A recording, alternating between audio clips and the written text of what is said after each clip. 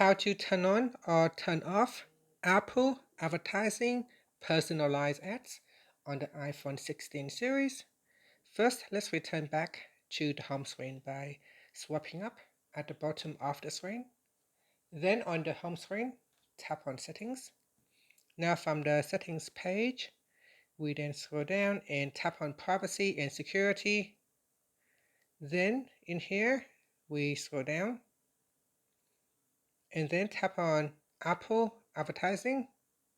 Now tap on Personalized Ads. Tap on the toggle button to turn it off or switch it on.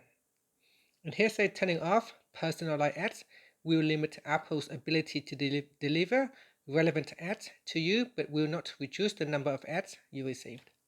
And that's it. After, you can tap on the back key or swipe up to return back to the home screen. Thank you for watching this video. Please like and subscribe to my channel for more videos.